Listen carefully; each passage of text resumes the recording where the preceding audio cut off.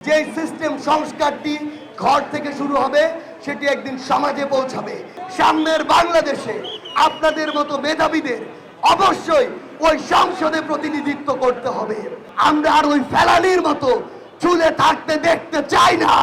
আমরা যদি আমাদের এই ঠাকুরগা নিয়ে কথা বলি, প্রথমে আমাদের যে বিষয়টি নিয়ে কথা বলা উচিত সেটি হচ্ছে, আমরা সবসময় নির্বাচনে বলে থাকি যে ঠাকুরগার নির্বাচনে কে নির্বাচিত হবে তা নাকি নির্ধারণ করে আমাদের এই হিন্দু ধর্মাবলম্বী ভাই বোনেরা। তাহলে তাদেরকে কেন নতুন স্বাধীনতার পরে ওই সীমান্তের দিকে ছুটতে হবে, এই প্রশ্নটি আজকে সবার সামনে আমি করতে চাই। এই যে নির্দিষ্ট একটি নৌকা মার্কায় আপনারা আপনাদের ভোটটি ফিক্স করে রেখেছেন, এটাই হচ্ছে আপনাদের সবচেয়ে বড় দুর্বলতার জায়গা।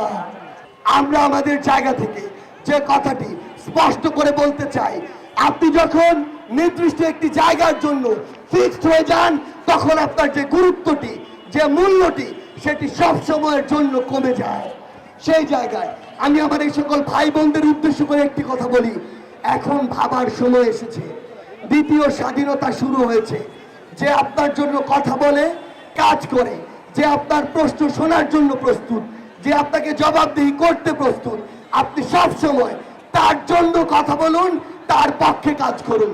সবচেয়ে গুরুত্বপূর্ণ যে বিষয়টি সেটি হচ্ছে, আপনি যদি আজকে কোনো অন্যায়কে সমর্থন করেন, মনে রাখবেন এই অন্যায়ের কারণে যে সিস্টেমটি প্রতিষ্ঠিত হবে, সেই সিস্টেমটি দ্বারা অবশ্যই সামনের কোনো একদিন আপনি, আপনার পরিবার, আপনার আত্মীয় স্বজনের কেউ না কেউ অবশ্যই সেই অন্যায়ের শিকার হবে। আমরা এই ঠাকুরগাঁয় যখন ঠাকুরগাঁর জনগণ আসে, হসপিটালে যান, কোর্টে যান, হাসপাতালে যান, যেখানেই যান, দালাল আর দালাল দিয়ে ভরে গেছে। সব জায়গায় আপনাকে টাকা দিতে হয়, টাকা ছাড়া আপনার সিরিয়াল পাওয়া যায় না, টাকা ছাড়া আপনার মামলা চলে না, টাকা ছাড়া হাসপাতালে বেড পাওয়া যায় না, টাকা ছাড়া থানায় একটি মামলার কার্যক্রম শুরু হয় না। এই যে অবস্থা, এই অবস্থা কি ছাত্র সমাজ কোনোদিন সমর্থন করে?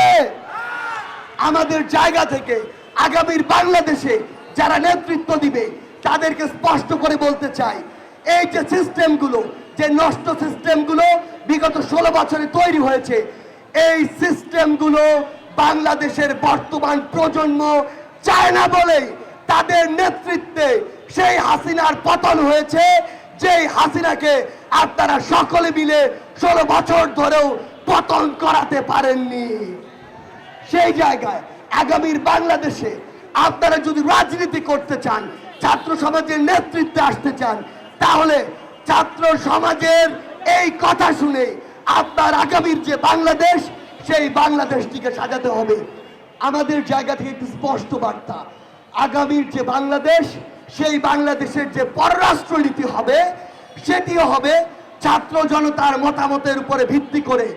আমরা কি ওই স্বামী স্ত্রী পররাষ্ট্রনীতি চাই? আমাদের জায়গা থেকে স্পষ্ট বার্তা, আমাদের চারপাশে সীমান্ত রয়েছে, এই সীমান্তে আমার একজন নিরপরাধ ভাই বোনকে আমরা আর ওই ফেলানির মতো চুলে থাকতে দেখতে চাই না। আমাদের জায়গা থেকে স্পষ্ট বার্তাটি হচ্ছে, যদি আজকের পর থেকে এমন কোনো ঘটনা ঘটে, হয় তার উপযুক্ত বিচার করা হবে, তাহলে বাংলাদেশের ছাত্র জনতা, বিজেপি থেকে শুরু করে যারা যারা সম্ভব, তারা সকলে মিলে কিভাবে আমাদের ওই রাষ্ট্রগুলোকে জবাব দিতে হয়, সেটি আমাদেরকে একসাথে আবার দেখিয়ে দিতে হবে।